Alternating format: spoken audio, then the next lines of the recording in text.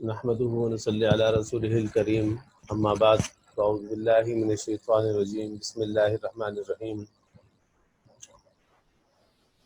آج کا ہمارا ٹاپک اسلام کا نظام قانون، اور یہ ٹاپک علم القانون سے متعلق ہے۔ اس سے پہلے جو ٹاپکس ہم نے پڑھے ہیں اسلام کا سیاسی نظام، وہ علم سیاست سے متعلق ہے، اور اس کے بعد ہم نے اسلام کا معاشی نظام پڑھا، وہ علم معیشت سے متعلق ہے۔ اسلام کا سماجی نظام پڑھا، وہ علم سماجیات سے متعلق ہے۔ آج کا جو ٹاپک ہے وہ علم القانون سے متعلق ہے۔ اسلام کا نظام قانون، جس کو ہم عربی میں فقہ اور اصول فقہ کے نام سے جانتے ہیں۔ فقہ کیا ہے؟ فقہ کا مقصد کیا ہے؟ فقہ کے فائدے کیا ہیں؟ اسی طرح ہمارا سوال ہے کہ قانون کا مقصد کیا ہے؟ قانون فقہ کے معنی میں استعمال ہوتا ہے اور فقہ قانون کے معنی میں استعمال ہوتی ہے۔ دونوں ہم معنی لفظ ہیں۔ جدید اصطلاح میں ہم اسے قانون کہتے ہیں، قدیم اصطلاح میں اسے ہم فقہ بھی کہتے ہیں، عربی لغت کے اعتبار سے۔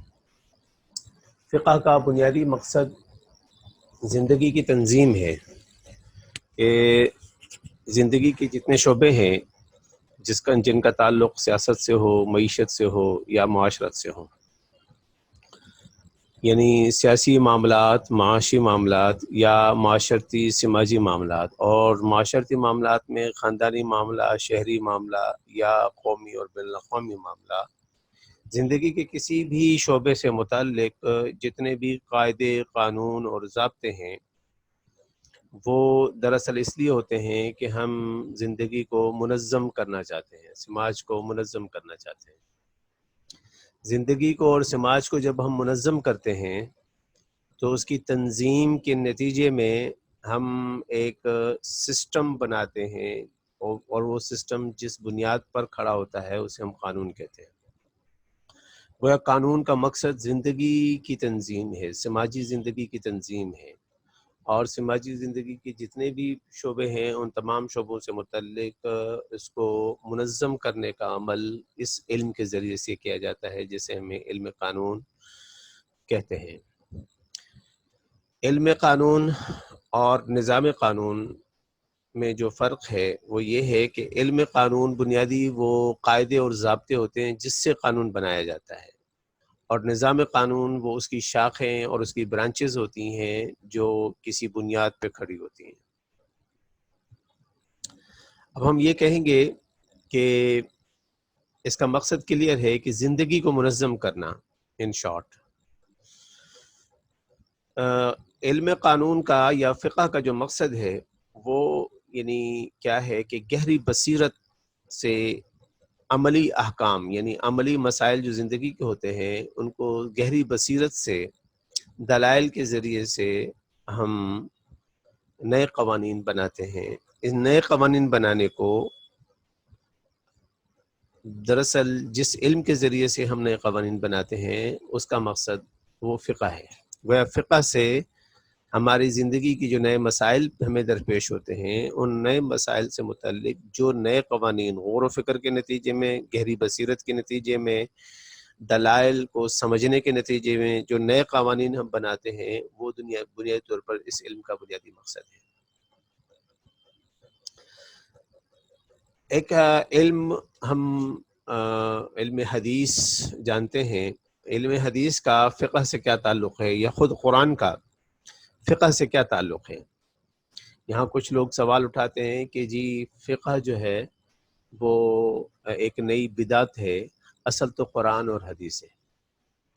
قرآن اور حدیث وہ اصل ہے، فقہ جو ہے وہ اصل نہیں ہے، یہ ائمہ نے بنائی ہے، یہ فقہا نے بنائی ہے، تو فقہا کی کوئی حیثیت نہیں ہے قرآن اور حدیث کے سامنے۔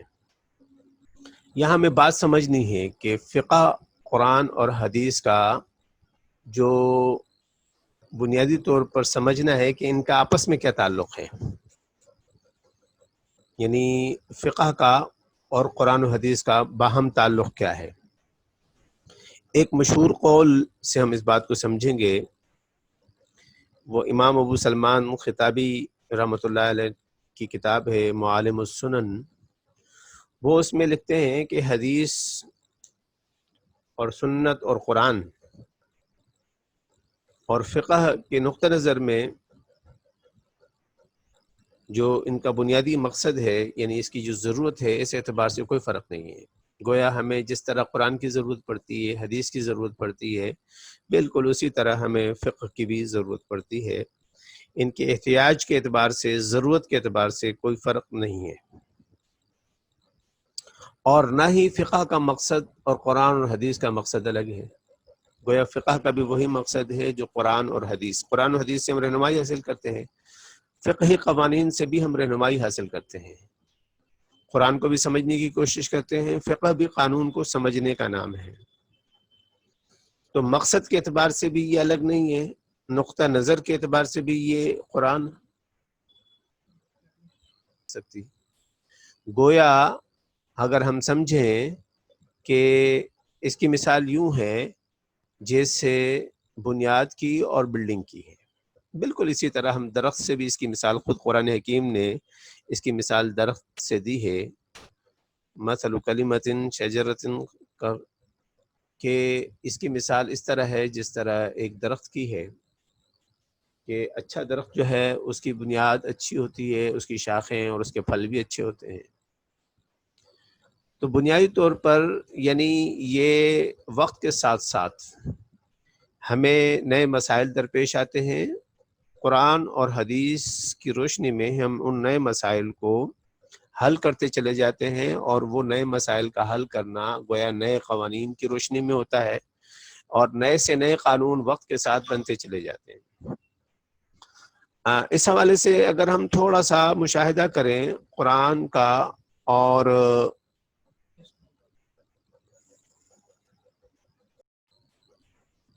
اب یہاں ہم بات کر رہے تھے، سوری یہ انٹرنیٹ کے کنیکشن کا ایشو ہے، تھوڑا سا آپ کو کوپریٹ کرنا ہوگا۔ دیکھیے ہم بات کر رہے تھے کہ فقہ کا، قرآن کا اور حدیث کا آپس میں کیا تعلق ہے۔ گویا وہ بنیاد اور بنیاد پر بننے والی بلڈنگ، یا درخت کی جڑیں اور پھر جڑوں پہ کھڑے ہونے والے تنے جو ہیں، وہ اس طرح جو ہے نا اس کا آپس میں تعلق ہے، رابطہ ہے، ربط ہے۔ گویا قرآن اور حدیث جو ہے وہ بنیاد ہے، اس بنیاد سے جو نئے قانون ہمیں نئے ضرورت کے اعتبار سے بنتے جائیں گے، وہ اسی بنیاد پر ہی ہوں گے، اس بنیاد سے ہٹ کے نہیں ہو سکتے۔ اسی طرح یہاں اگلی بات ہے کہ اس فقہ کو پڑھنے کا فائدہ کیا ہے، یعنی اس سے ہماری زندگی میں ہمیں کیا فائدہ ہوگا، کیوں پڑھتے ہیں ہم فقہ کو۔ چار چیزیں ہیں فقہ کے فوائد کے اعتبار سے۔ پہلا فائدہ یہ ہے کہ انسانی زندگی کے جتنے مسائل ہیں ان کا حل اس علم سے ہوتا ہے، تو اس علم کو پڑھنے کا یہ فائدہ ہے کہ زندگی کے مسائل کا حل قرآن اور حدیث کی روشنی میں ہمیں یہ علم بتاتا ہے۔ دوسرا اس کا فائدہ یہ ہے کہ یہ علم کمزوروں کے مفادات کا تحفظ، ان کے حقوق کے تحفظ کی ضمانت دیتا ہے۔ گویا قانون کسی ایک طبقے کے لیے نہیں ہوتا، قانون تمام سوسائٹی کے لیے ہوتا ہے، اور سوسائٹی کے کمزور طبقات کے تحفظ کی ضمانت قانون دیتا ہے۔ گویا فقہ کا ایک فائدہ کہ کمزوروں کے مفادات کا تحفظ ہے۔ تو پہلا فائدہ ہم نے ڈسکس کیا، وہ یہ کہ انسانی زندگی کے مسائل کا حل اس علم سے ہوتا ہے، کمزوروں کے مفادات کا تحفظ نمبر 2، نمبر 3 انسانوں کی حکمتوں کا تحفظ، جتنی حکمتیں انسان سے متعلق ہیں ان کے حقوق کا تحفظ جو ہے نا وہ اس سے ہوتا ہے۔ اور دوسرا یہ کہ زندگی کا تسلسل برقرار، چوتھے نمبر پہ آپ نے دیکھا ہے، زندگی کا تسلسل برقرار رکھنے کے لیے بھی علم الفقہ کی ضرورت پڑتی ہے۔ انسانی زندگی میں دیکھیے کہ ماضی ہے، مستقبل ہے، قانون ایک تسلسل کے ساتھ آگے ارتقا پذیر ہوتا ہے. قانون صرف ہم اپنے لیے آج نہیں بنا سکتے، پچھلے بنائے ہوئے قوانین کو کی اساس پر آج ہم نئے قانون بناتے ہیں. تو زندگی کا ایک تسلسل جو ہے وہ ان قوانین سے جڑا ہوا ہوتا ہے. اگلی سلائیڈ پہ ہم چلیں گے. قانون کی اقسام، یعنی علم الفقہ یا فقہ جن امور سے بحث کرتا ہے وہ کتنے قسم کے امور ہیں. سول لا، جس کو ہم جیسے فیملی لا ہے یا کانٹریکٹ ہیں جو معیشت سے متعلق ہیں یا سیاست سے متعلق جتنے امور ہیں، ان امور کو ہم سول لا کہتے ہیں، یعنی دستوری قانون بھی ہم اسے کہتے ہیں سول لا کو. ایک تو قانون کی قسم ہے جو سول میٹرز کے ساتھ متعلق ہے، اور دوسرا جو ہے وہ کرمنل لا، یعنی جو جرائم ہوتے ہیں سوسائٹی کے اندر، جس کو ہم فوجداری قانون بھی کہتے ہیں، تو وہ اس سے متعلق کرائم سے متعلق جو قانون، سزاؤں سے متعلق جو قانون ہے، وہ قانون کی دوسری قسم ہے. تیسرا کہ قانون کو عمل میں لانے کے لیے جو پروسیجرل لا یا قانون ضابطہ جسے ہم کہتے ہیں. قانون ضابطہ کو سمجھیں آپ کہ قانون ضابطہ کسے کہتے ہیں. قانون ضابطہ دراصل جب آپ کوئی بھی قانون عمل میں لانے کے لیے اس کا پروسیجر طے کرتے ہیں کہ اس میں کورٹ کہاں ہوگی، کورٹ میں جج کون ہوگا، کورٹ کام کیسے کرے گی، وہ عدلیہ کام کیسے کرے گی، وہ یا قانون کو عملاً نافذ کیسے کیا جائے گا، اس کے لیے بھی جو ضابطہ اور قانون بنایا جاتا ہے اس کو قانون ضابطہ یا پروسیجرل لا کہتے ہیں. چوتھی قسم قانون کی انٹرنیشنل لا ہے، یعنی جس میں آپ جو ہے وہ دیگر اقوام کے ساتھ آپ کے جو قوانین ہیں، معاملات ہیں، دیگر مذاہب کے ساتھ جو آپس میں انٹریکشن ہے، وہ انٹرنیشنل لا، یعنی جس کو اقوام متحدہ کا قانون یا عالمی قانون کہتے ہیں. تو یہ انٹرنیشنل لا چوتھی قسم ہے. گویا فقہ جو ہے وہ ان چاروں اقسام، قانون کی ان چاروں اقسام سے متعلق ہے.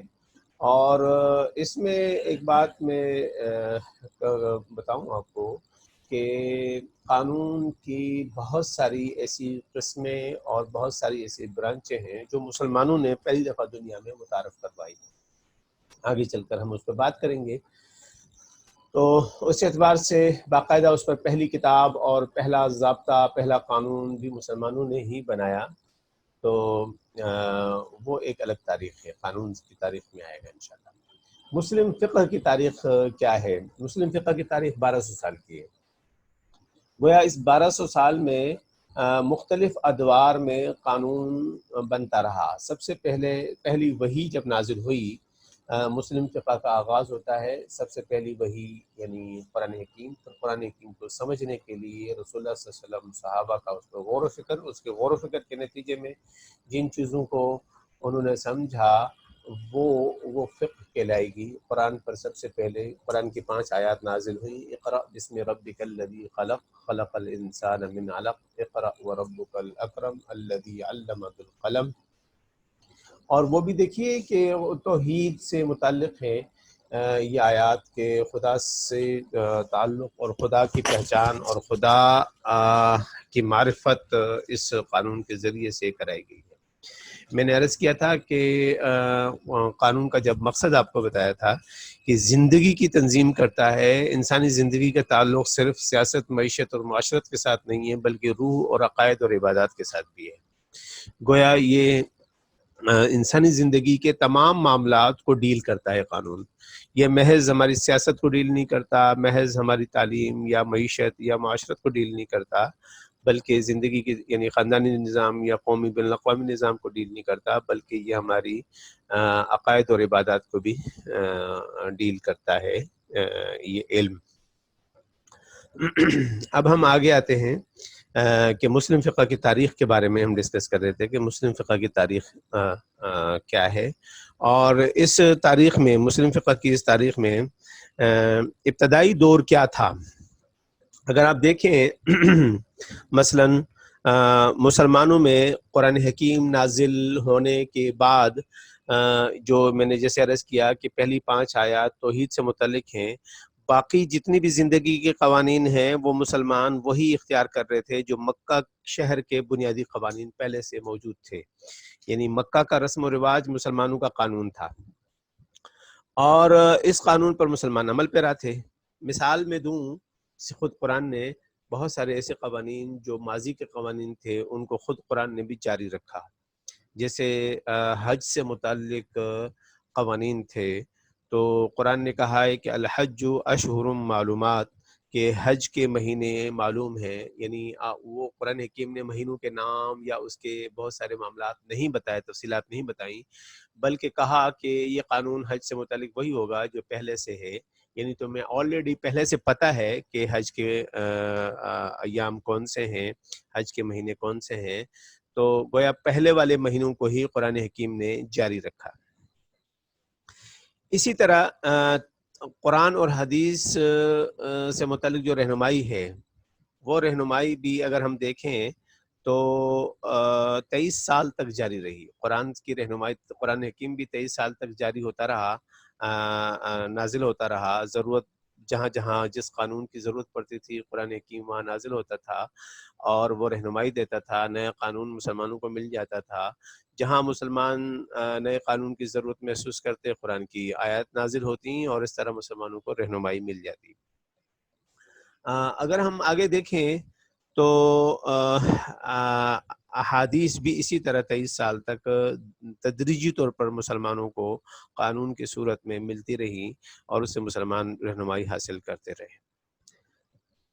رسول اللہ صلی اللہ علیہ وسلم یعنی حدیث کے حوالے سے پہلے تو انتظار فرماتے کہ وہی آئے اور اس معاملے میں کوئی رہنمائی آئے، یا پھر آپ صلی اللہ علیہ وسلم اپنے اجتہاد سے، یعنی قرآن حکیم سے جو قانون آپ صلی اللہ علیہ وسلم اس سے اگلی اپنی فقہ سے، اپنی سمجھ سے جو قانون مناسب سمجھتے اس کو اختیار کر لیتے، بعد میں الہام کے ذریعے یا تو اس قانون کی توثیق ہو جاتی جو رسول اللہ صلی اللہ علیہ وسلم نے اپنی سمجھ سے قرآن سے اخذ کیا، یا پھر قرآن حکیم اس قانون کو ناپسند کرتا۔ اس صورت میں یہ قوانین مسلمانوں کے ترقی کرتے رہے۔ میں مثال دوں، جیسے جنگ بدر کے معاملے میں قیدی آئے، ان قیدیوں سے متعلق اس وقت رسول اللہ صلی اللہ علیہ وسلم نے ایک فیصلہ فرمایا، قانون بنایا، جنگی قانون، کہ فدیہ لے کر ان قیدیوں کو چھوڑ دیا جائے۔ تو اس کے بعد وحی نازل ہوئی اور وحی نے اس کو ناپسند کیا، لیکن اس قانون کو ختم نہیں کیا بلکہ اس قانون کو جاری رکھا۔ بہت سارے مقامات پر رسول اللہ صلی اللہ علیہ وسلم نے ایک فیصلہ لیا، قرآن حکیم نے اس کی تائید کی۔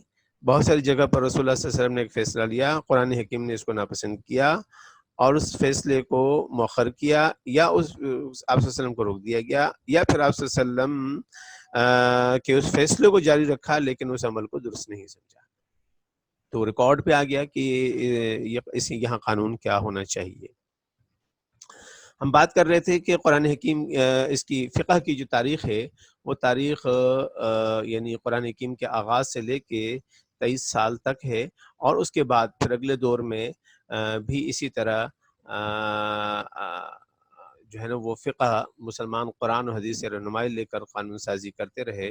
خود رسول اللہ صلی اللہ علیہ وسلم نے ابو موسیٰ اشعری اور بہت سارے صحابہ کو کی اس حوالے سے بہت زیادہ تائید فرمائی اور خوشی کا اظہار فرمایا کہ آپ قرآن اور حدیث پر غور کر کے اپنی دانش سے، اپنی عقل سے فیصلے کرتے ہیں، اور وہ قرآن حدیث کی بنیادی اساس کے اوپر آپ ایسے فیصلے کرتے ہیں۔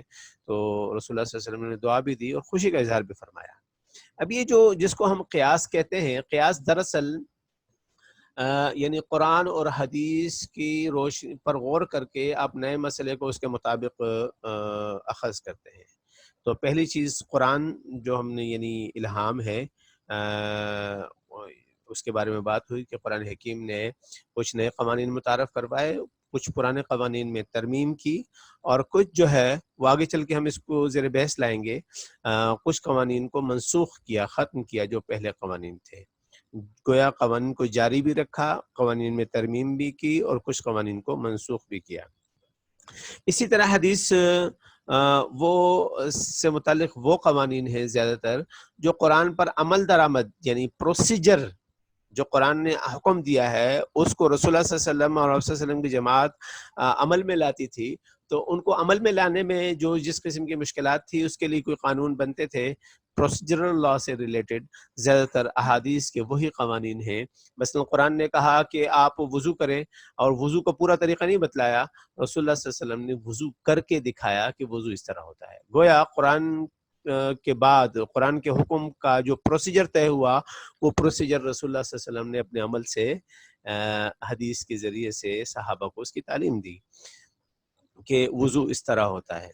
تو کہنے کا مقصد یہ ہے کہ قیاس کہتے ہیں کہ نئے مسائل کو قرآن اور حدیث کی روشنی میں آپ ان کو حل کرتے ہیں، اسے آپ یعنی قیاس کہتے ہیں۔ مثلا شراب کو قرآن نے حرام قرار دیا، ہم نے بہت ساری نشہ آور چیزیں جن کے اندر نشہ ہوتا ہے، تو نشے کی وجہ سے ان چیزوں کو بھی ہم نے وہی حکم دیا جو شراب کا حکم ہے۔ اس کو قیاس کہتے ہیں۔ قیاس کا مطلب یہ ہے کہ قرآن نے اگر کوئی حکم جاری کیا تو اس کی آپ کاز یا اس کی علت معلوم کرتے ہیں کہ کیوں قرآن نے یہ اس چیز کو حرام قرار دیا، اور اگر وہی علت وہی کاز اگر کسی اور ایسے چیز میں پایا جاتا ہے جس سے وہی نشہ انسان کے اوپر حاوی ہوتا ہے، تو اس کے لیے بھی آپ نے وہی حکم جاری کیا۔ قیاس کیسے کہتے ہیں؟ قیاس قرآن اور حدیث پر غور و خوض کے نتیجے میں جو ہم نیا قانون بناتے ہیں، اس نئے قانون کو بنانے کا جو علم ہے اسے قیاس کا علم کہتے ہیں۔ گویا قرآن اور حدیث میں جو قانون ہے اس کی علت تلاش کرتے ہیں ہم، اس علت تلاش کرنے کے بعد ہم اس قانون وہی قانون دوسرے مسئلے یا دوسرے اس کے لیے بھی ہم اس کو جاری رکھ دیتے ہیں، تو اسے ہم قیاس کہتے ہیں۔ اجماع چوتھا جو سورس ہے، یعنی یہ جو 4 سورس ہیں قرآن، حدیث، قیاس اور اجماع، یہ چاروں سورس جو ہے وہ فقہ ان سے بنتا ہے۔ یعنی فقہ کا جو قانون بنے گا یا تو قرآن سے براہ راست قرآن کا حکم ہوگا، یا پھر جو ہے وہ حدیث کا حکم ہوگا، یا پھر قیاس کے ذریعے سے مسلمان فقہا نے وہ قانون بنایا ہوگا، یا پھر اجماع جسے ہم کہتے ہیں کہ پوری امت کا کوئی عمل ہو کسی بھی نئے معاملے کے بارے میں، اس امت کے اس عمل کو اجماع کہتے ہیں۔ پوری امت جس بات پر متفق ہو اس کو ہم اجماع کہتے ہیں، اور اجماع سے قوانین بنتے ہیں۔ گویا 4 چیزوں سے قوانین بنتے ہیں قرآن سے۔ قرآن میں جتنے قوانین ڈائریکٹ جس کو نص قطعی کہتے ہیں ہم، کہ لاسٹ فائنل کلیئر آرڈرز جو ہیں قرآن حکیم کے قوانین کے اعتبار سے وہ 400 ہیں، اور احادیث میں جو کلیئر آرڈرز ہیں ان کی تعداد 4000 ہے۔ 4400 تو نصوص قطعیہ ہیں، یعنی وہ آرڈرز ہیں جو کلیئر آرڈرز دیے گئے ہیں۔ اس کے بعد قیاس سے قوانین بنائے گئے، اور وہ لاکھوں کی تعداد میں ایسے قوانین ہیں جو نص قطعی قرآن کی یا نص قطعی حدیث کی، یا ان دونوں کو غور و فکر کر کے نئے قوانین بنائے گئے، ان کی تعداد لاکھوں میں ہے۔ اور پھر اجماع سے بھی قوانین بنائے جاتے رہے ہیں۔ گویا یہ چاروں سورس مسلمانوں نے قانون سازی کے اعتبار سے قانون بنانے کے لیے بنیادی ماخذ کے طور پر ان کو لیا ہے، اور ان چاروں سورسز سے جو قانون بنایا گیا ہے ان قوانین کا تعلق قانون کی تمام اقسام سے ہے، سول لا سے ریلیٹڈ ہے، یعنی خاندانی زندگی سے متعلق ہیں، معاشی معاشرتی سماجی زندگی سے متعلق ہیں، قومی اور بین الاقوامی زندگی سے متعلق ہیں۔ اسی طرح کرمنل لا سے متعلق ہیں کہ وہ جرائم اور تعزیرات اور سزاؤں سے متعلق قوانین ہیں، چوری کی کیا سزا ہوگی، اسی طرح دیگر جرائم، قتل کی کیا سزا ہوگی۔ تو کرمنل لا سے ریلیٹڈ جتنے قوانین ہیں وہ بھی جو ہے ان چاروں ماخذ سے لیے گئے ہیں۔ اسی طرح پروسیجرل لا سے بھی ریلیٹڈ چیزیں احادیث سے اور قرآن سے اور پھر قیاس اور اجماع سے جو ہے وہ ان چاروں سورسز سے یہ چاروں اقسام کے قوانین مسلمانوں نے اخذ کیے ہیں، ان سے لیے ہیں۔ اب ہم بات کریں گے کہ قرآن میں کون سے ایسے قوانین تھے جن کو جاری رکھا جو پہلے سے موجود تھے، اور کون سے ایسے قوانین ہیں جس میں قرآن نے ترمیم کی، اور کون سے ایسے قوانین ہیں جن کو قرآن نے بالکل ختم کر دیا۔ اس کو ہم سمجھیں گے کہ یعنی قدیم رائج قوانین کو برقرار رکھا، قدیم رائج قوانین میں ترمیم کی، قدیم قوانین کو منسوخ کیا۔ یہ چار یعنی یہ تینوں پہلو ہیں جن پر ہم قانون کے حوالے سے، قرآن حدیث کے حوالے سے ان چیزوں کو ہم سمجھیں گے۔ سب سے پہلے وہ قوانین، سابقہ قوانین جن کو قرآن نے جاری رکھا، اس میں قانون تھا قسامہ کا قانون۔ قسامہ کا قانون یہ ہے کہ اگر قاتل کا پتہ نہ چلے تو فیصلہ قسم سے لیا جائے، یعنی یہ جس پر شک ہو اسے قسم دے دیا جائے، اور وہ قسم کھا لے تو پھر اسے بری کیا جائے گا۔ گویا قسم کے ذریعے سے اس کا فیصلہ کرنا کہ وہ قاتل ہے یا نہیں ہے، یہ اس کا پہلا فیصلہ ابو طالب نے کیا تھا، اور ابو طالب کا یہ فیصلہ عرب سماج کے اندر، مکہ کے اندر رائج تھا، جس کو رسول اللہ صلی اللہ علیہ وسلم نے بھی اسی طرح رائج رکھا جیسے یہ پہلے تھا۔ اسی طرح ایک اور قانون تھا قتل کی دیت، یعنی قتل ہونے کے بعد اس کی جو دیت ہے، مالی معاوضہ ہے، جرمانہ ہے، وہ پہلے 10 اونٹ تھی عربوں کے اندر۔ جب دیکھا گیا کہ 10 اونٹ تو بہت سارے بڑے جو سرمایہ دار ہیں وہ قتل کر کے 10 اونٹ دے دیتے ہیں، اور یہ آسانی سے، یعنی ہلکی سزا کو آسانی سے ہضم کر جاتے ہیں، اور قتل کا معاملہ جو ہے وہ ختم نہیں ہو رہا، تو ابو طالب نے اس قتل کی سزا کو 100 اونٹ کر دیا تھا کہ ہر کسی کے لیے اتنا آسان نہ ہو قتل کرنا، تو دیت بڑھا دی تھی، 100 اونٹ کر دی تھی۔ تو رسول اللہ صلی اللہ علیہ وسلم نے اس قانون کو بھی اسی طرح رائج رکھا جس طرح پہلے سے ابو طالب کے دور میں رائج تھا۔ اب دیکھیں قرآن حکیم نے کچھ قوانین بیان کیے ہیں، زانیوں کو سنسار کرنے کے حوالے سے، چور کا ہاتھ کاٹنے کے حوالے سے، قتل کے بدلے قتل کرنے کے حوالے سے جو قوانین ہیں سزاؤں کے، یہ وہ قوانین ہیں جو بنی اسرائیل کے قوانین ہیں، یعنی یہودیوں کا قانون ہے، اور قرآن حکیم نے اس قانون کو جاری کر دیا مسلمانوں میں بھی جو پہلے سے یہ قوانین موجود تھے۔ گویا یہ وہ قوانین کی مثالیں میں نے آپ کے سامنے رکھی، اس طرح بہت سارے قوانین ہیں جو پہلے سے کس سماج میں موجود تھے۔ قرآن حکیم نے ان قوانین کو اسی طرح جاری رکھا، رسول اللہ صلی اللہ علیہ وسلم نے قوانین کو اسی طرح جاری رکھا جس طرح پہلے سے وہ قانون جاری تھا۔ میں نے عرض کیا تھا کہ کچھ قوانین میں قرآن نے ترمیم کی، پہلے سے جو قانون تھا اس قانون میں رسول اللہ صلی اللہ علیہ وسلم نے کچھ ترمیم کی، اور یہ قرآن اور رسول اللہ صلی اللہ علیہ وسلم کی طرف سے جو ترمیم شدہ قوانین تھے، یعنی اس میں جو منفیت تھی اس کو ختم کر دیا اور اس قانون کو جاری رکھا۔ جیسے انکم ہوتی تھی جنگ کی صورت میں، اس انکم کو پہلے سردار قوم کے لیے، جو قوم کا سردار ہوتا تھا اس کے لیے چوتھا حصہ تھا، آپ صلی اللہ علیہ وسلم نے اس کو ترمیم کر کے کم کر دیا، سردار قوم کا حصہ 5واں حصہ مقرر کیا، تو آپ صلی اللہ علیہ وسلم نے ترمیم کر کے اس قانون کو اسی طرح جاری رکھا۔ اسی طرح ایران کے بادشاہ قباز اور اس کے بیٹے نوشروان عادل بڑے مشہور بادشاہ تھے، رسول اللہ صلی اللہ علیہ وسلم نے بڑی تعریف کی ان کی کہ وہ عدل کرتے تھے۔ اچھا، ان کا ایک قانون تھا لگان کا، یعنی جو زراعت سے متعلق انکم ہے اس پر عشر تھا کہ جی 10واں حصہ، آمدن کا 10واں حصہ جو ہے وہ عائد کیا ہوا تھا۔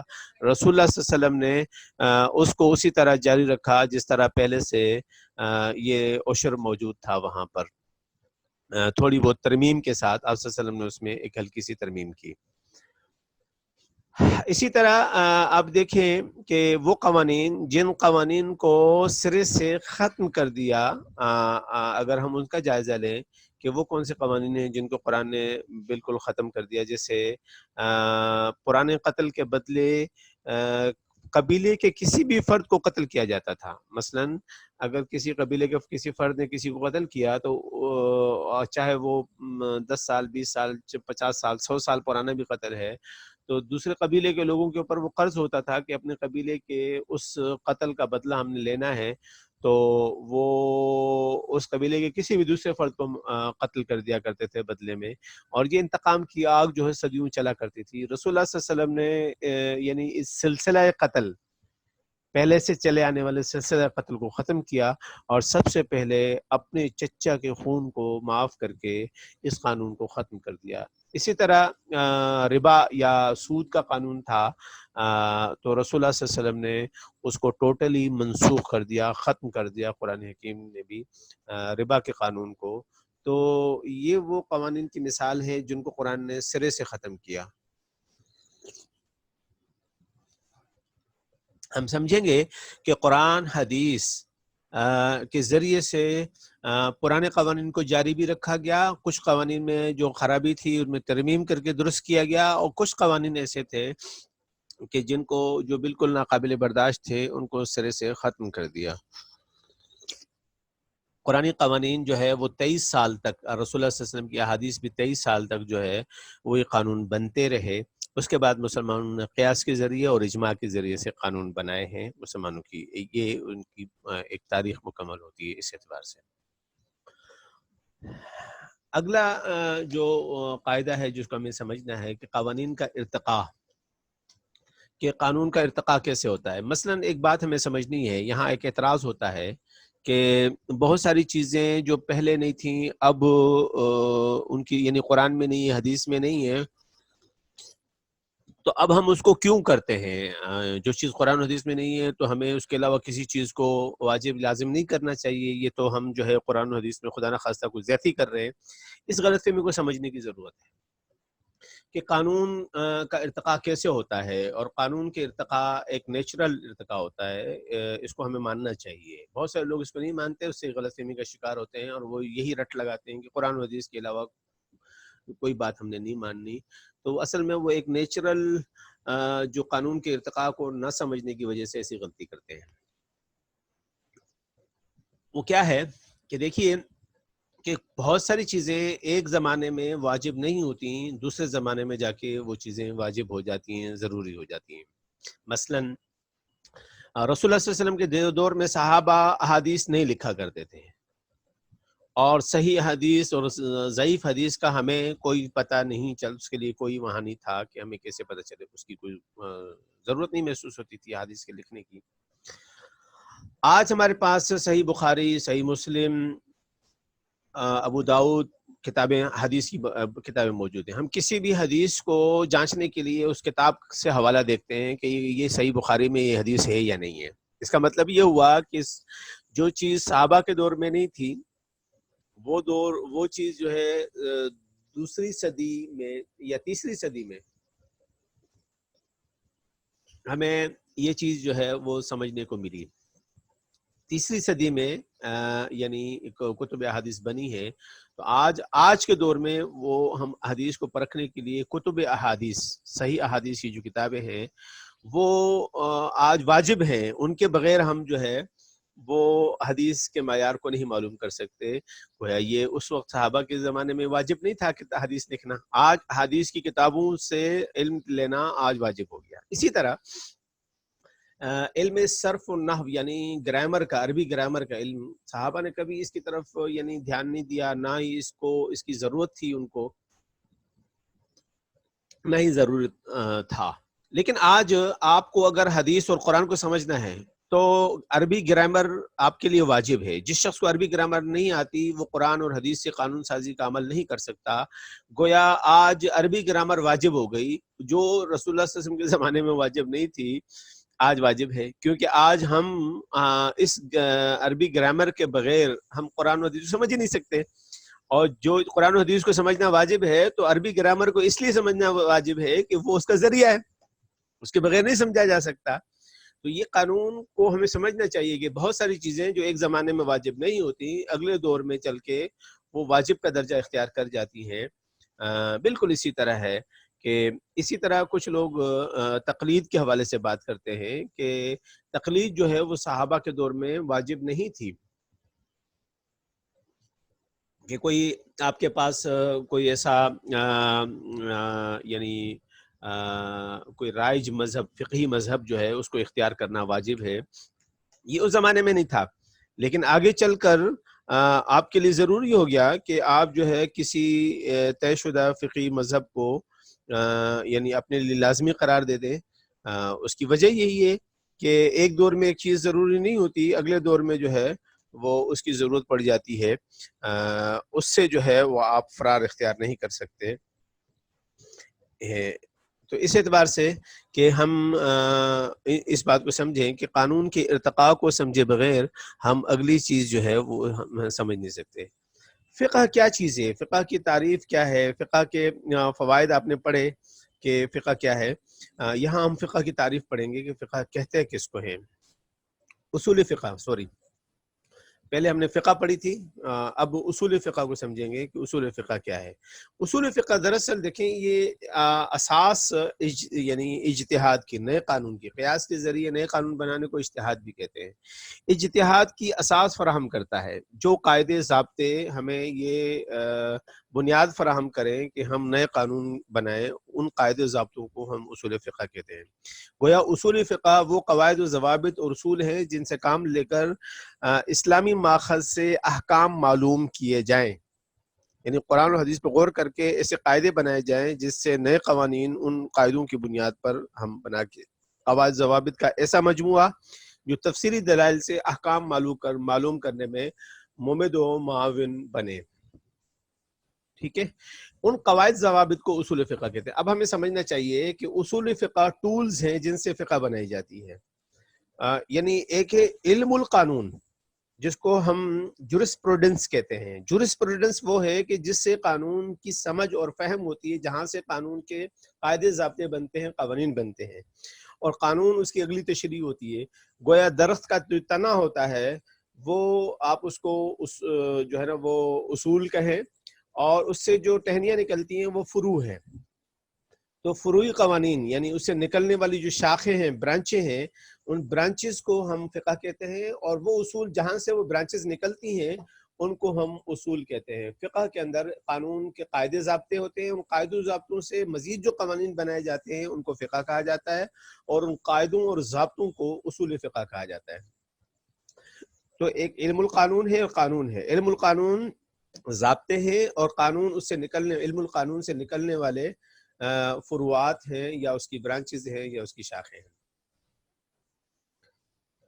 تو اصول فقہ کی تعریف ہمارے سامنے آئی۔ اس کے بعد ہم مسلم فقہ کا یورپ کے قوانین سے موازنہ پڑھیں گے کہ اس سے پہلے ہم ایک اور چیز سمجھیں کہ یہ جو اختلاف ہوتا ہے، یہ اختلاف دراصل ہے کیا۔ یعنی یہ جو آپ نے دیکھا ہوگا کہ ائمہ اربعہ، چار مشہور جو فقہا ہیں، امام ابو حنیفہ، امام شافعی، امام مالک، امام احمد بن حنبل، یہ چار یعنی فقہی مذاہب ہیں، اور یہ چاروں فقہی مذاہب مسلمانوں میں مشہور ہیں۔ ان چار فقہی قوانین یا فقہی جو وہ ہیں، ان میں اختلاف کس نوعیت کا ہے؟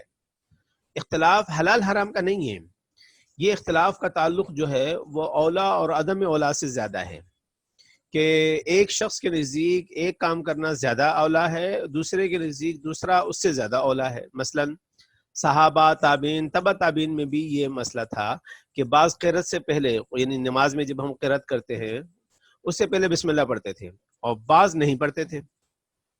اسی طرح بعض جو ہے وہ پچھنے لگوانے یا نکسیر پھوٹنے سے یا قے کرنے کے بعد وضو کو ضروری سمجھتے تھے، اور بعض ضروری نہیں سمجھتے تھے۔ باوجود ایک دوسرے کے اختلافات کے وہ ایک دوسرے کے پیچھے نماز پڑھتے تھے، یعنی یہ نہیں کہتے تھے کہ وہ اسلام سے خارج ہو گیا۔ یہ جو فقہ کا یعنی اختلاف ہے، دراصل اختلاف ہی وہ چیز ہے کہ جس سے ہمیں اس بات کو سمجھنا چاہیے کہ اختلاف ہی وہ چیز ہے کہ جس سے علم الحدیث باقاعدہ یعنی احادیث کی کتابیں مرتب ہوئی ہیں۔ اس کے پیچھے بھی جو سب سے بڑا یعنی اس کریٹیوٹی کے پیچھے جو بنیادی چیز تھی وہ اختلاف تھا۔ جب آپ کسی بھی یعنی حدیث سے متعلق کوئی قانون بیان کرتے ہیں، اور تو آپ کو اس کے دلائل لینے کے لیے احادیث کو جمع کرنا پڑتا ہے، اس کا ذخیرہ بنانا پڑتا ہے، احادیث کی ترتیب دینی پڑتی ہے، ایک موضوع پر تمام احادیث کو اکٹھا کرنا پڑتا ہے۔ یہ جب آپ کو قانون بنانا پڑا، اور اس کے لیے پھر احادیث جو صحابہ نے مختلف علاقوں میں جمع کی ہوئی تھیں وہ سب آپ کو اکٹھی کرنی پڑی، اور یہ سارا عمل جتنا بھی ہوا وہ اختلاف کی وجہ سے ہوا نا، کہ اب اگر آپ نے کوئی قانون بیان کیا حدیث کی روشنی میں، تو آپ پر یہ لازم تھا کہ آپ اس سے متعلق جتنی احادیث ہیں رسول اللہ صلی اللہ علیہ وسلم کی جو اس قاعدے کو بیان کرتی ہے، جس قاعدے سے آپ نے قانون بنایا ہے، تو وہ احادیث دنیا بھر سے آپ اکٹھی کریں۔ اور یہ دوڑ لگی دوسری صدی ہجری میں کہ ایسے علماء جو قانون جانتے تھے، علماء قانون، علماء فقہ جو تھے، وہ بہت زیادہ ان کی عزت، منزلت اور مرتبت ہوئی مسلمانوں میں، اور مسلمان حکمران جو ہے وہ فقہا کی عزت کرتے تھے۔ فقہا جو ہے وہ حزب اختلاف میں رہا کرتے تھے، وہ حکمرانوں سے دور رہا کرتے تھے، حکومت سے، ریاست کی مشینری سے فقہا دور رہا کرتے تھے، لیکن حکمرانوں کی کوشش ہوتی تھی کہ وہ فقہا کی عزت اکرام اور کریں۔ اس کی وجہ یہ تھی کہ ان کی مہارت تھی قانون سازی کے اعتبار سے۔ وہ جب ان کے سامنے کوئی مسئلہ آتا اور کوئی پرابلم آتی، ریاست کو پرابلم آتی، پبلک کو کوئی پرابلم آتی، تو پبلک جو ہے قرآن و حدیث کی روشنی میں قانون سازی کے اعتبار سے ان فقہا، ان ماہرین قانون سے جو ہے وہ رجوع کرتے۔ جیسے آج آپ کو بہت بڑے بڑے وکیل جو ہیں، جو قانون کو سمجھتے ہیں، ہمارے ہاں جو برٹش لا ہے اس کو سمجھتے ہیں، تو ان کی بڑی مانگ ہوتی ہے ہر حکومت کو کہ ہمیں بڑا وکیل ملے، بڑا سمجھدار وکیل ملے جو قانون کے اعتبار سے زیادہ سمجھ رکھتا ہو۔ تو مسلم دور میں مسلم فقہ، قرآن و حدیث کے قانون کو سمجھنے والوں کی اس طرح بہت بڑی ڈیمانڈ ہوا کرتی تھی، اور مسلم جو فقہا تھے ان کا رویہ یہ تھا کہ وہ حکومت سے اور حکومت کی وزارتوں سے، منسٹریوں سے، ان چیزوں سے دور رہا کرتے تھے، اور اپنے قرآن کو سمجھنے، اس پر غور و فکر کرنے میں وقت لگاتے تھے۔ تو میں نے 4 جو آپ کو فقہا بتلائے، مشہور فقہا، امام ابو حنیفہ، امام شافعی، امام مالک، امام احمد بن حنبل، ان میں جو اختلاف ہے، ان اختلاف کی جو نوعیت ہے وہ میں نے آپ کو بتلائی کہ وہ نوعیت کس درجے کی ہے۔ دراصل یہ جو ہم نے شروع میں بات کی تھی کہ فقہ عقلیات و الہیات سے متعلق قوانین بنانے کا نام فقہ ہے، یعنی عقل سے متعلق جتنے بھی سوالات پیدا ہوتے ہیں، اور جو معیشت، معاشرت سے متعلق ہے، یا اللہ نے جو قانون دیا ہے اس کو سمجھنے کے لیے جو بھی غور و فکر کر کے اصول ضابطے بنائیں، اس کو ہم فقہ کہیں گے۔ اب آپ آتے ہیں اس کو یورپین قانون سے، اس کا موازنہ یورپ کے جو قوانین ہیں پہلے اس کو تھوڑا سا اسٹڈی کرتے ہیں، اور اس کے بعد جو ہے ہم دیکھیے علم القانون یا اصول فقہ یہ مسلمانوں کی ایجاد ہے۔ سب سے پہلے دنیا میں اصول فقہ پر کتابیں مسلمانوں نے لکھی۔ امام ابو حنیفہ نے سب سے پہلی کتاب لکھی، امام شافعی نے جو ہے وہ اس پر جو کتاب لکھی ہے اصول فقہ پر، وہ دنیا میں آج تمام یونیورسٹیز میں جورسپروڈنس کے حساب سے پڑھائی جاتی ہے کہ سب سے قدیم کتاب جو اصول قانون پر یا اصول فقہ پہ لکھی گئی ہے۔ یورپ کے پاس جو پرانے قوانین کسی شکل میں موجود تھے، ان قوانین کا تھوڑا سا جائزہ لے لیتے ہیں۔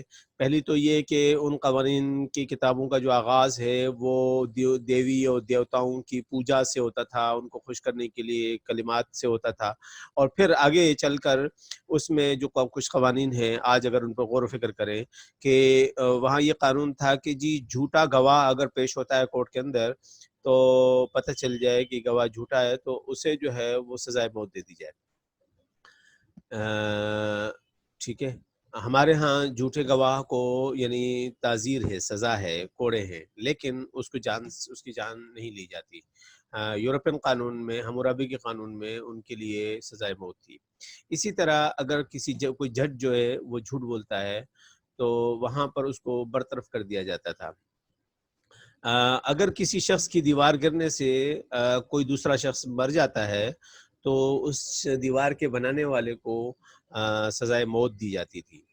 اسی طرح اگر کسی بلڈنگ میں اس بلڈنگ کے مالک کا بچہ اگر مر جاتا ہے تو جس بلڈنگ بنائی ہے ٹھیکیدار نے، کانٹریکٹر نے، اس کے بچے کو سزا دی جائے۔ اب اگر ہم یہ دیکھیں کہ رومن لا کی جو ماخذ ہیں وہ کیا ہے، رومن لا کس سے بنتا تھا، ہم نے وہاں پڑھا تھا اسلامی قانون کے اندر کہ اسلامی قانون جو ہے وہ کس سے بنتا ہے، اس کے یعنی اس میں قرآن ہے، حدیث ہے، قیاس ہے اور اجماع ہے۔ رومن لا کیسے بنتا ہے؟ بادشاہ کے احکامات اور عدلیہ جو بادشاہ نے بنائی ہے اس کے فیصلے، اور بادشاہ نے جو افسران مقرر کیے ہیں ان افسران کے فیصلے، یہ 3 بنیادی طور پر ان کے ماخذ سے قانون کے، کہ قانون بادشاہ کے منہ سے جو لفظ نکلا ہے وہ قانون ہے۔ اسی طرح عدالت نے جو بھی فیصلہ کیا وہ قانون ہے، اور افسران نے اس وقت پروسیجر کوئی بھی طے کیا وہ پروسیجر جو ہے وہ قانون کا درجہ رکھتا تھا۔ یعنی وہ افسران جو ہے وہ اپنی مرضی سے کوئی بھی قانون بنا سکتے تھے۔ مسلمانوں میں قرآن، حدیث، قیاس اور اجماع کے بغیر آپ قانون نہیں بنا سکتے۔ یہ کوئی شخص اپنی مرضی سے، کوئی بادشاہ اپنی مرضی سے، کوئی حکمران اپنی مرضی سے، کوئی وزیر، مشیر، کوئی افسر اپنی مرضی سے قانون نہیں بنا سکتا۔ قانون بنانے کے لیے آپ کے پاس 4 ماخذ ہیں، ان پر غور و خوض کر کے ان کی روشنی میں قانون بنا سکتے ہیں، من مانا قانون نہیں بنا سکتے۔ لیکن رومن لاء میں قانون کے ماخذ 3 ہیں۔ اسی طرح ان کا قانون تھا کہ مقروض اگر قرض ادا نہ کر پائے تو اس کو قتل کر دیا جائے۔ اسی طرح جبکہ اس کے برعکس مسلمانوں کا قانون ہے کہ کوئی شخص قرض ادا نہیں کر سکتا تو آپ اس پر زور زبردستی نہیں کریں گے، آپ اسے صرف یاد دہانی کرائیں گے، اس کی بے عزتی بھی نہیں کر سکتے آپ۔ وہ جب اس کے پاس ہوں تو وہ قرض جو ہے وہ ادا کرے، قرض حسنہ کہا جاتا ہے۔ جبکہ رومن لاء میں مقروض شخص کو اگر وہ قرض نہ ادا کر پائے تو اس کو قتل کر دیا جاتا تھا۔ اس طرح رقم اگر کم ہو تو مقروض کو غلام بنا دیا جائے، جس کا قرض ہے وہ اس کو اپنا غلام بنا دے، اب اسے آزادی چھین لی جائے، اس کی جتنی بھی رائٹس ہیں وہ ختم کر دیے جائیں۔ تو یہ اس طرح کے قوانین رومن لاء میں تھے۔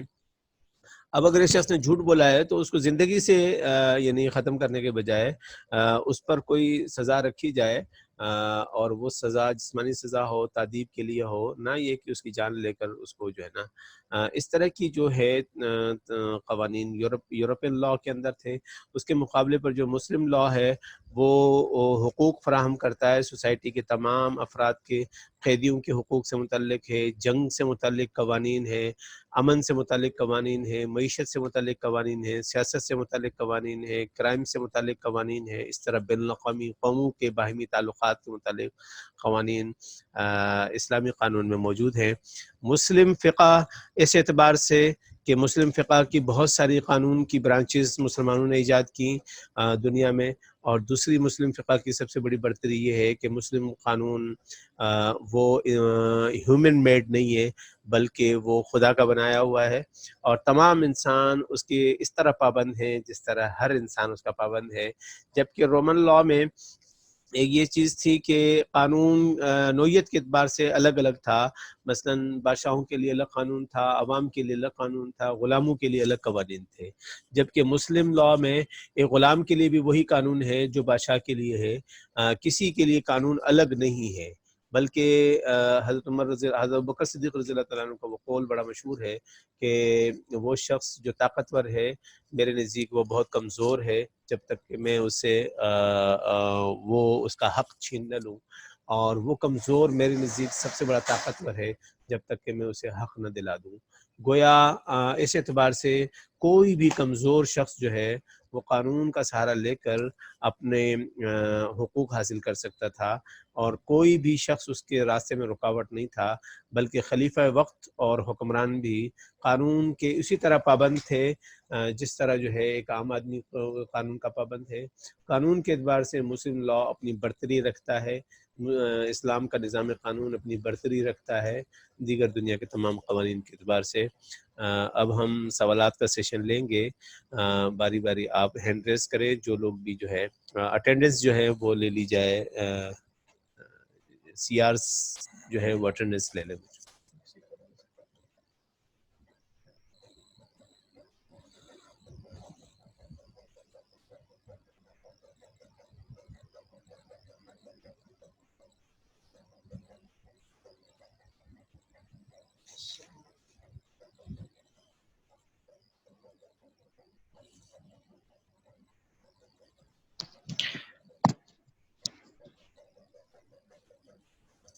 السلام علیکم سر۔ وعلیکم السلام جی عبدالصبور صاحب۔ سر آپ نے جیسا کہ بتایا کہ یورپ کے قانون میں کوئی جھوٹ بولتا ہے تو اسے قتل کر دیا جاتا ہے، مطلب اس طرح آپ نے بتایا، تو سر ابھی جو قانون ہے یورپ میں تو اس میں تو قتل کسی کو نہیں کیا جاتا، قید کر دیا جاتا ہے۔ ہم ابھی کے قانون کی بات نہیں کر رہے ہیں، ہم قدیم اس قانون کی بات کر رہے ہیں جب مسلم فقہ کا آغاز ہوا تو اس وقت یورپ میں قوانین کیا تھے، اور یورپ کے قدیم ترین قوانین کیا تھے اور مسلمانوں کے قدیم ترین قوانین کیا تھے۔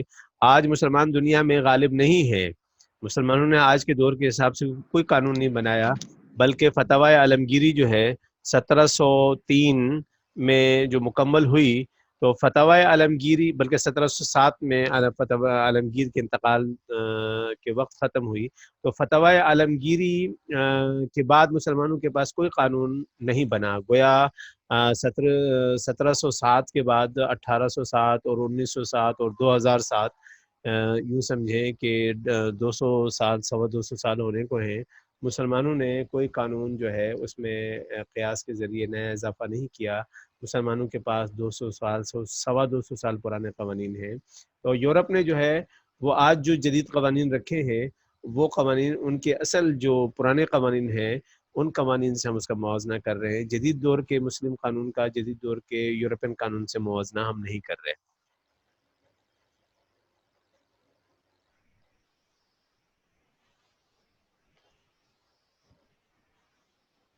علی نواز، جی علی نواز سوال کریں. جی سر، میرا سوال تقلید کے حساب سے ہے سر. اس دور میں سر اگر ہم تقلید کریں تو جو جس کا ہم تقلید کریں اس کے مطلب کیا خصوصیات ہونے چاہیے، یعنی اگر زندہ ہو یا مردے کی تقلید کی جاتی ہے یا اس میں کیسی خصوصیات ہوں؟ ٹھیک ہے، دیکھیں تقلید کے حوالے سے یہ ہے نا کہ آپ زندگی میں تقلید کرتے ہیں، ہم اپنے ماں باپ کی تقلید کرتے ہیں مطلق اگر تقلید کو سمجھنا ہے، اور ایک ہے کہ قانون کے اعتبار سے فقہ کے اعتبار سے تقلید کا جو عمل ہے وہ اس کو ان دونوں چیزوں کو سمجھنا الگ الگ سمجھنا ہے. زندگی میں ہم تقلید ضرور کرتے ہیں، استاد کی تقلید کرتے ہیں، دوستوں کی تقلید کرتے ہیں. مطلق تقلید سے انسان کبھی بھی جو ہے وہ بری ذمہ نہیں ہو سکتا. یہ نہیں ہو سکتا کہ انسان کبھی بھی زندگی میں کسی کی تقلید نہ کرے اور ہر بات جو ہے نا وہ ہر قانون کو وہ خود جانتا ہو. وہ کسی تقلید کہتے ہیں یعنی کسی کی سمجھ سے فائدہ اٹھانا، سمجھدار کی سمجھ سے فائدہ اٹھانا. اب فقہ کے اعتبار سے جو بھی سمجھدار مسلمہ ہوتے ہیں، تمام مسلمان ان کو تسلیم کر لیتے ہیں کہ ہاں یہ فقہی بصیرت رکھتا ہے، تو اس کی تقلید ہو سکتی ہے. اس وقت جو ہے وہ 4 مشہور فقہی مذاہب ہیں، اور چاروں جو ہے نا وہ فقہی مذاہب اب اختیار کرنا وہ ان میں سے کوئی بھی فقہی مذہب اختیار کرے جو آپ، لیکن اس مذہب کی پھر پابندی، اس فقہی مذہب کی پابندی اختیار کریں. اس کا مطلب یہ ہوتا ہے کہ آپ ایک قانون سے رہنمائی لینے والے، یعنی کسی بھی، اب ڈاکٹر ہیں، 4 ڈاکٹر ہیں ڈفرینٹ ٹائپ کے ہیں، کوئی ہومیوپیتھک ہے، کوئی ایلوپیتھک ہے، کوئی یونان کے علم حکمت کو جانتا ہے. تو اب آپ ان میں سے کسی ایک سے علاج کروائیں گے نا، جس کو بھی آپ تسلیم کریں گے. یہ تو نہیں ہو سکتا کہ آپ اس کی بھی دوائی کھائیں، اس کی بھی کھائیں، اس کی بھی کھائیں، تو حالت کیا ہوگی. تو اسی طرح تقلید کے اعتبار سے بھی آپ 4 مشہور فقہا ہیں، امام مالک ہے، امام احمد بن حنبل ہے، امام شافعی ہے، امام حنیفہ ہے. ان چاروں میں سے یہ ایکسپرٹ ہے، لا ایکسپرٹ ہیں یہ لوگ، جو قانون کو جانتے ہیں، قرآن و حدیث کو جانتے ہیں، اور انہوں نے اس کا پروسیجر ڈسکس کیا ہے. اور کسی ایک پروسیجر کو آپ 4 راستے، 4 میں سے کسی ایک راستے پہ چل سکتے ہیں. ایسا نہیں ہو سکتا کہ چاروں راستے پر آپ اکٹھے چلے، تو ممکن ہی نہیں ہے نا.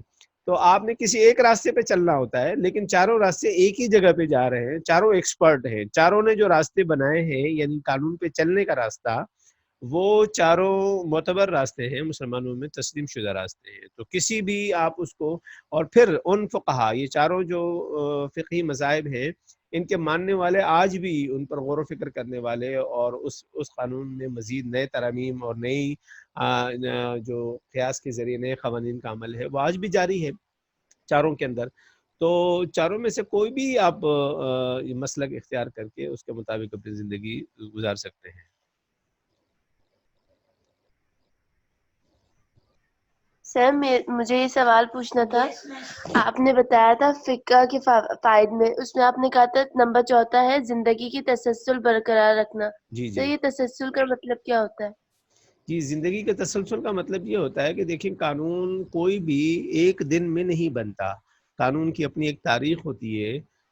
وہ قانون پہلے کیا تھا، اس کے بعد اس میں کیا ایڈیشن ڈیلیشن ہوئی، پھر اس کے بعد اگلے درجے میں وہ قانون کیا بنا. تو ہم جب مسلم فقہ کو دیکھتے ہیں تو مسلم فقہ پر غور و فکر کا عمل خود رسول اللہ صلی اللہ علیہ وسلم نے کیا، قرآن پر غور و فکر کا عمل صحابہ نے کیا، تابعین نے کیا، تبع تابعین نے کیا. اس کے بعد مختلف دور کے فقہا قانون پر غور و فکر کرتے رہے. تو فقہ جو ایک دن میں تشکیل نہیں پاتی کہ آج کوئی قانون بنا. مسلم فقہ کی خصوصیت یہ ہے کہ اپنا ایک تاریخی تسلسل رکھتی ہے، اور اپنے تاریخی تسلسل سے اپنی حیثیت جو ہے وہ کہ اس پر مسلسل 1200 سال تک غور و فکر ہوتا رہا، اور اس غور و فکر کے نتیجے میں جو قاعدے ضابطے بنتے رہے وہ قاعدے ضابطے مستقل اتنے لمبے عرصے کے غور و فکر کے نتیجے میں بنے ہیں۔ تو مسلم قانون میں ایک قانونی ایک تاریخی تسلسل پایا جاتا ہے، یہ خصوصیت دیگر قوانین میں نہیں ہے۔ آج اگر آپ رومن لا کو دیکھیں یا ہمورابی کے قانون کو دیکھیں، اس قانون میں آج تسلسل نہیں ہے، آج ان کے قوانین یکسر مختلف ہیں، وہ کسی اساس پر نہیں ہے۔ لیکن مسلمان قانون 1200 سال تک سے وہ قرآن اور حدیث کی اساس پر ہی قانون بنتے رہے اور اس سے آگے بڑھتے رہے۔ یعنی ایک درخت ہے جس کی ایج 1200 سال ہے اور وہ شروع سے جو ہے وہ آگے بڑھ رہا ہے، اور ایک یہ کہ آپ چھوٹے چھوٹے نئے درخت ہر 50 سال بعد، 100 سال بعد، 200 سال بعد آپ نئے درخت لگاتے رہے۔ تو دونوں میں فرق ہے کہ ایک درخت وہ کہلائے گا جو تاریخی تسلسل رکھتا ہے مستقل، اور ایک وہ درخت ہیں جو چھوٹی تاریخ تھوڑی تاریخ رکھتے ہیں۔ تو مسلم فقہ کی خصوصیت تاریخی تسلسل جو ہے وہ اس کا ہے۔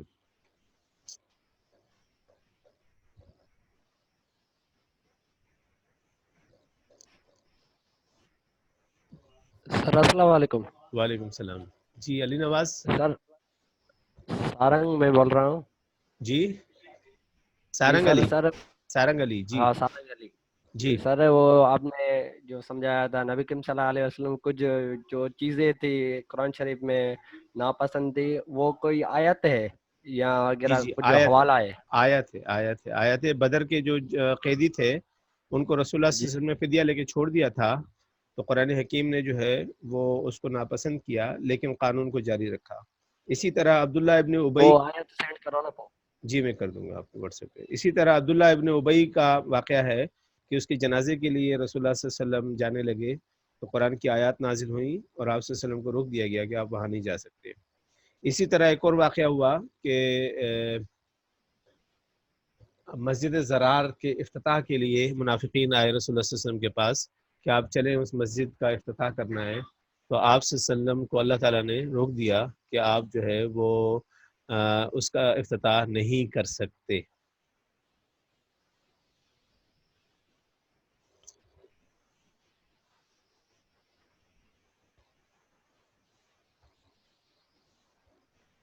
السلام علیکم سر۔ وعلیکم السلام۔ نام بتائیں؟ سر سنبل محمد آصف۔ جی سر میرا سوال یہ تھا کہ جیسے ابھی آپ نے بتایا نا کہ پہلے زمانے میں جب ہمارے نبی کا دور تھا تب حدیث تھی اور قرآن و حدیث کو سمجھنے کے لیے گرامر یوز نہیں ہوتی تھی، تو جی سر یہ ابھی امپورٹنٹ کیوں ہے کہ پہلے تو اتنی تعلیم ہی نہیں تھی اور اب تو تعلیمات بھی بہت زیادہ ہو چکی ہے، مطلب آپ تو مجھے، پہلے میرا آپ سے سوال ہے کہ آپ براہ راست جی قرآن کو سمجھ سکتی ہیں عربی گرامر پڑھے بغیر؟ نہیں سر، لیکن یہی تو سوال ہے نا، سمجھ نہیں آ رہی کہ پہلے والے لوگ کیوں سمجھ سکتے تھے ابھی ہم اس کیوں لیے نہیں کہ وہ سمجھ عرب، سکتے؟ اس لیے وہ عرب تھے نا، ان پر قرآن نازل ہوا، وہ عرب تھے، ان کو عربی سمجھنے کے لیے گرامر کی ضرورت نہیں تھی، وہ عرب تھے نا، قرآن عربی میں نازل ہوا، رسول اللہ صلی اللہ علیہ وسلم بھی عرب تھے، صحابہ بھی عرب تھے۔ جیسے ابھی ہم اردو پڑھتے ہیں اس کے تھوڑے سے گرامر رول پڑھتے ہیں تو ہمیں آ جاتی ہے، تو کیا عربی ہم ایسا نہیں سیکھ سکتے؟ نہیں سیکھ سکتے ہیں، سوال یہ نہیں ہے، سوال یہاں یہ ہے کہ کچھ چیزیں جو ایک وقت میں واجب نہیں ہوتی اگلے دور میں وہ واجب ہو جاتی ہیں۔ اس وقت رسول اس وقت صحابہ نے عربی گرامر نہیں بنائی، کیونکہ گرامر تو تب ضرورت پڑتی ہے جب آپ کو کوئی زبان سیکھنی ہو، جب آلریڈی آپ بچپن سے ایک زبان سیکھتے چلے آئے ہیں تو آپ کو گرامر کی بک پڑھنے کی ضرورت نہیں ہوتی۔ اب ہم ہندوستان کے لوگ، پاکستان کے لوگ جو ہے وہ گرامر پڑھ کے انگلش جو ہے نا وہ سمجھتے ہیں، لیکن جو انگریز ہیں وہ گرامر نہیں پڑھتے کیونکہ وہ بائی برتھ انگریز ہوتے ہیں۔ جی گرامر کی ضرورت ان قوموں کو پڑتی ہے۔ دیکھیں جب مسلمانوں کا سسٹم پوری دنیا میں پھیلا، پہلی صدی دوسری صدی میں، اس کے بعد گرامر کی ضرورت پیش آئی، کیونکہ حدیثوں کو بغیر گرامر کے نہیں سمجھا جا سکتا تھا، قرآن کو بغیر گرامر کے نہیں سمجھا جا سکتا تھا۔ تو 2 صدیوں بعد، رسول اللہ صلی اللہ علیہ وسلم کے 2 صدی بعد جو ہے وہ گرامر ایک علم کے طور پر، صرف اور نحو جو ہے عربی کا گرامر کا قانون، وہ ایک منظم شکل میں دنیا کے سامنے آیا۔ وہ منظم شکل میں تب آیا کہ جب مسلمان پوری دنیا میں پھیلے، ان کے سسٹم دنیا کے دیگر مسلمانوں نے اس کو سیکھنے کی، سمجھنے کی کوشش کی۔